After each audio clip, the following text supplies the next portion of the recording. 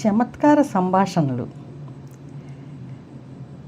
బస్సులో కిటికీ ప్రక్క సీట్లో కూర్చున్న సుబ్బారావుతో కోపంగా అన్నాడు వెంకట్రావు.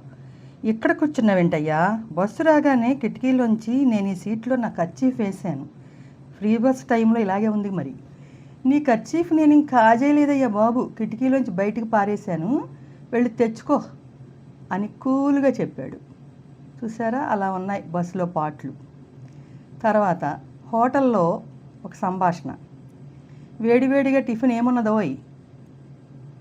అప్పుడు సర్వర్, ఇడ్లీ, వడ, దోశ, గారె, పెసరట్టు, చపాతీ, ఓతప్పం, పెరుగువడ, వెజిటబుల్ పలావ్, పకోడీ, మైసూర్ బజ్జీ, మసాలా బోండా, రవ్వ దోశ, పూరి, ఇవి తప్ప అన్నీ ఉన్నాయి సార్. నోరెళ్ళబెట్టాడు. నెక్స్ట్, పిల్లవాడితో వాళ్ళ నాన్న మాట్లాడుతున్నాడు. డాడీ, ముందే చెప్పు, నేను ఇంట్లో ఉండడం నీకు ఇష్టమే కదా? అదేంట్రా అలా మాట్లాడతావు? నువ్వు లేకపోతే నేను బ్రతకగలనంట్రా.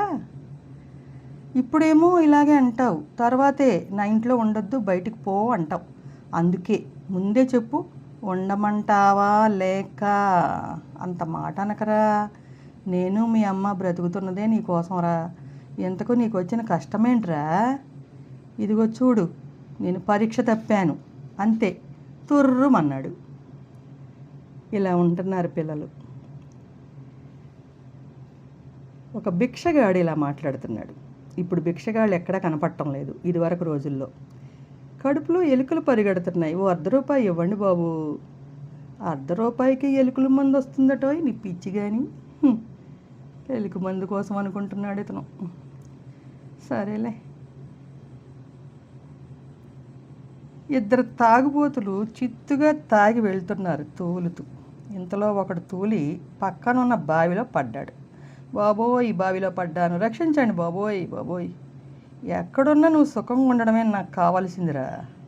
ఎక్కడున్నా నువ్వు సుఖంగా ఉండవా? సుఖంగా ఉండరా. మత్తుగా కొనుక్కుంటూ జారుకున్నాడు రెండోవాడు. తాగిన మత్తులో ఏం చేస్తున్నారో, ఎక్కడికి వెళ్తున్నారో వాళ్ళకే తెలియదు. పేషెంట్ డాక్టర్తో ఇలా అంటున్నాడు. డాక్టర్ గారు, మీ వద్దకు జ్వరం, దగ్గు, రొంప, కాళ్ళు చేతులు లాగడం, కీళ్ళు పోట్లు, నడుము నొప్పి, ఉబ్బసం, కడుపులో మంట, విరేచనాలు, వీటితో పాటు ఇంకెలాంటి వాళ్ళు వస్తారండి? మెదడు తినేవాళ్ళు కూడా వస్తారండి మీలా. అది డాక్టర్ దగ్గరికి వచ్చి చేట భారతం చదువుతునే వాళ్ళు కొంతమంది ఉంటారు. టీచర్తో యాక్టివ్గా ఉన్న పిల్లలు కొంచెం ఏడిపిస్తూ ఉంటారు. వాళ్ళు ఎలా మాట్లాడతారంటే, విజయ్, ఎన్ని ప్రశ్నలు అడిగినా కనీసం ఒక్కదానికి కూడా జవాబు చెప్పవేంట్రా? పెద్దవాళ్ళకి ఎదురు సమాధానం చెప్పొద్దని మీరే కదండి మొన్న చెప్పారు కదండి, అందుకని చెప్పట్లేదండి. ఓరిపిడుగా అనుకున్నాడు. సరే, డాక్టర్ దగ్గరికి ఒక అతను వచ్చాడు. డాక్టర్ని ఏడిపించేవాళ్ళు కూడా ఉంటారు. డాక్టర్ గారు, మీరు త్వరగా రావాలి, మా అబ్బాయి పెన్ను మింగాడు. అలాగే, 15 గంటలు వస్తాను, అందాక నా పెన్తో రాసుకుంటూ ఉండు. చూసారా, డాక్టర్కి అర్థం కాలేదు, అతనికి అర్థం కాలేదు. ఈ విధంగా ఉంటాయి. చమత్కారం దాగుంటుంది వాళ్ళ మాటల్లో. Okay, thank you.